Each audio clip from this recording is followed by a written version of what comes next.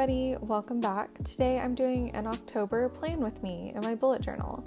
So this is only the second month I've ever been bullet journaling. I've been wanting to start a bullet journal for quite some time now, but I finally did it for September. So I will link the notebook that I got down below, but basically it's just kind of like a cheap one off of Etsy that I was able to customize with my name on it. And if I keep with this bullet journal thing, maybe I'll invest in one of the nicer ones that a lot of the other bullet journal people use.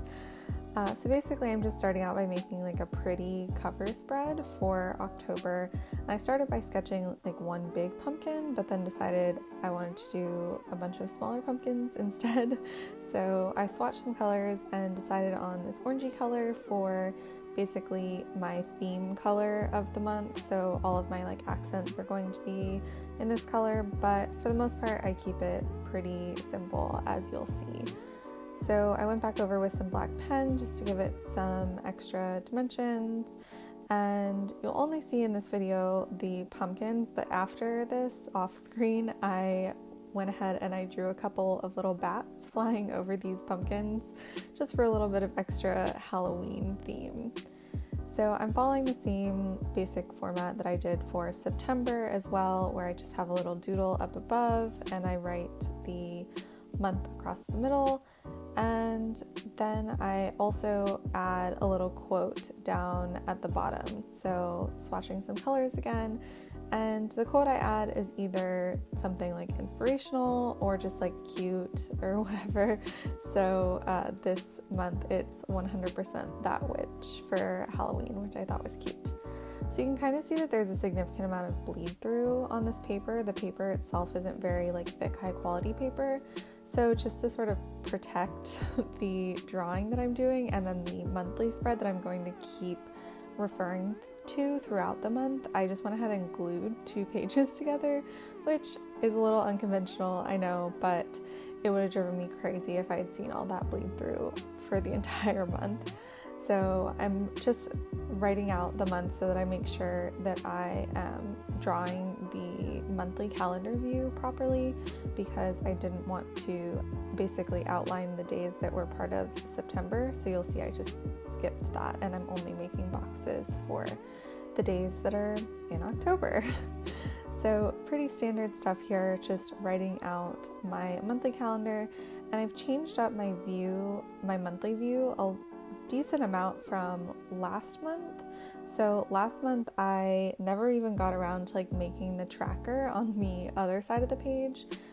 So I definitely wanted to make sure that I utilized this monthly spread a little bit more, because I hardly used it at all last month. So I was thinking that, I would give myself a little bit of space down at the bottom. So I have a quite small calendar. So and then I'm just adding in my classes, highlighting them by the colors. You saw me a second ago refer back to my school spread.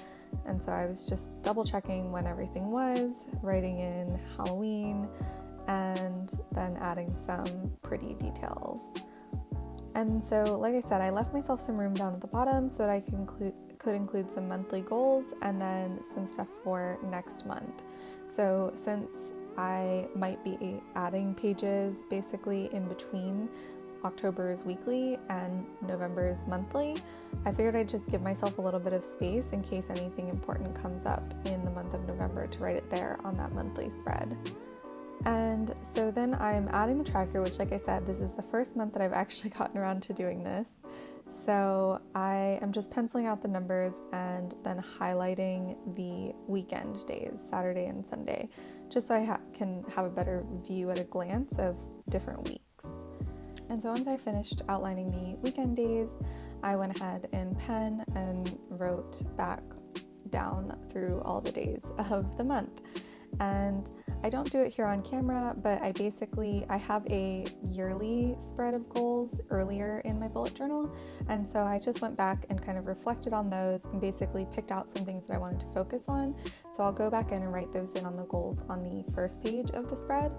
And for the tracker, I basically am breaking those down even further. So I have some health goals and some school goals, and then a sleep and mood tracker at the end there where I've just numbered 1 through 10. So I glued the pages together again, and then I am finally starting my weekly spread. So I am only going to do one of the weekly spreads in this video, but after this video, I pretty much went ahead and did all of the rest of them. I know some people just go week by week, but I like to be able to reference multiple weeks at a time, basically. So I went ahead and just did all of the weeks ahead of time just to help myself plan things out.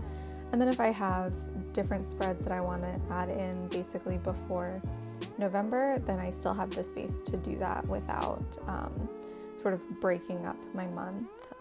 Because for whatever reason that just kind of bothers me. So I was referencing back to last month's weekly spreads just because there was some certain things that I felt like weren't working as well as they could be for me, and so I wanted to make sure that I am basically improving and trying. The whole point of the bullet journal is to customize it, right? So I am trying to make it work as best as it can for me.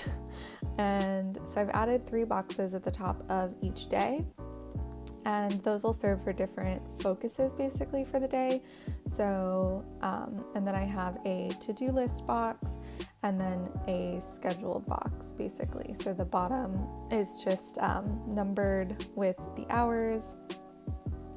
Then I'm going ahead at the top and writing out all my days of the week, and then I'll use my accent colors to write the actual date, numerical date. I don't know what you call that. But this was the sort of design that I used for last month, so I wanted to keep it relatively consistent. And then I'm labeling my 3 focus boxes for gym, MCAT, and reading. And then I am adding my classes into the schedule portion of the weekly spread, and I am also going to just kind of break up. I'm trying to figure out where exactly all the lines should go since this is decently different than my last month's spread, but and then I give myself a header for weekly to-do items, and this is mostly just used for me to list out all the readings that I have for the week. And then I'm going back and I realized that I have actually finished a day of October, so I went ahead and I filled out the beginning of my tracker.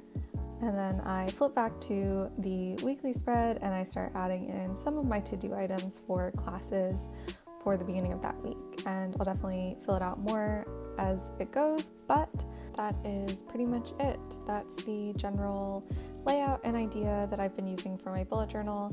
Like I said, I'm new to this, so if you guys have any tips for me, please let me know, and I hope you enjoyed. I'll see you next week.